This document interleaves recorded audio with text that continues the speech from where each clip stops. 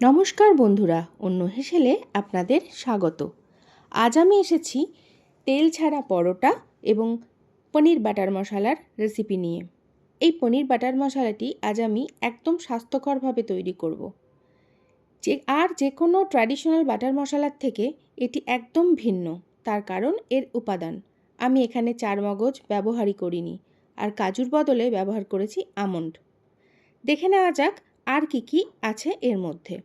গুঁড়ো মশলার মধ্যে রয়েছে নুন, চিনি, গোটা গরম মশলা, গুঁড়ো গরম মশলা, কাসুরি মেথি ও লঙ্কা গুঁড়ো, আর দুটো শুকনো লঙ্কা। আর উপাদানের মধ্যে পেঁয়াজ, টমেটো, আদা, রসুন, লঙ্কা, বাটার, পনির এবং দুধ। আসুন দেখা যাক কিভাবে আমি এটি বানাই। প্রথমেই কড়াই গরম হলে তেল দিয়ে দেব। ব্যাস, এইটুকু তেলেই গোটা রান্নাটা হয়ে যাবে। তারপর তেলের মধ্যে শুকনো লঙ্কা দুটি দিয়ে আমি ভেজে আলাদা করে তুলে রাখব।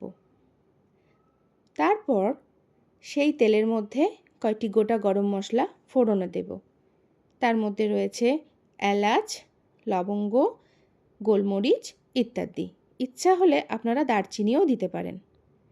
এগুলি দেওয়া হয়ে গেলে আমরা দিয়ে দেব কাঁচা পেঁয়াজ এবং কাঁচা লঙ্কা টুকরো করে। এগুলি নাড়াচাড়া করে কিছুক্ষণ নরম হওয়ার পর তার মধ্যে দিয়ে দিলাম আমি অনেকখানি টমেটো কুচি। টমেটো কুচি একটু বেশি পরিমাণেই ব্যবহার হয়। এরপর দিয়ে দেব আমন্ড। আপনারা আমন্ডগুলির খোসা ছাড়িয়েও দিতে পারেন। আমি এখানে খোসা সমেতই ব্যবহার করেছি।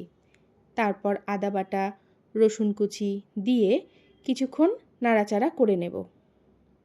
এগুলি সমস্ত একটুখানি পর নরম হয়ে আসবে। তার মাঝে দরকার হলে একটু নুন দিয়ে দেবেন, তাতে আরও তাড়াতাড়ি এগুলি একটু নরম নরম হয়ে আসবে। এরপর মশলাটা ঠান্ডা হলে মিক্সির মধ্যে দিয়ে দিতে হবে। মিক্সির মধ্যে দিয়ে একটা পেস্ট তৈরি করে নেব।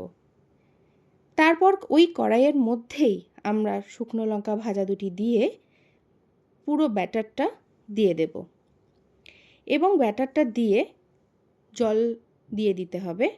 তারপর কিছুক্ষণ নাড়াচাড়া করে একটু কষানো হলে তার মধ্যে দিয়ে দেব দুধ। দুধ দিয়ে নাড়াচাড়া করে নেব।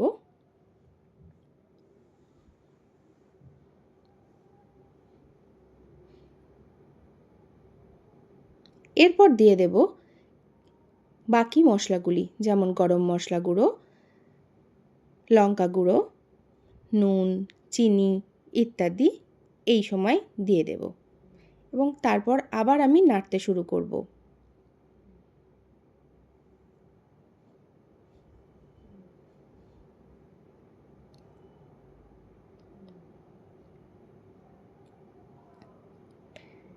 এই মশলাগুলি নাড়াচাড়া করার সময় এটা মাথায় রাখতে হবে যেন তলায় লেগে না যায়। মশলা কিছুক্ষণ কষানোর পর আমরা পনিরগুলো দিয়ে দেব। আমি এখানে কাঁচা পনিরই ব্যবহার করেছি, আপনারা ইচ্ছে মতো পনির ভেজেও নিতে পারেন। তারপর পনির দিয়ে দেওয়া হয়ে গেলে আবার ভালোভাবে একটু কষিয়ে নিতে হবে। এই সময় দেখবেন যেন তলায় না লেগে যায়।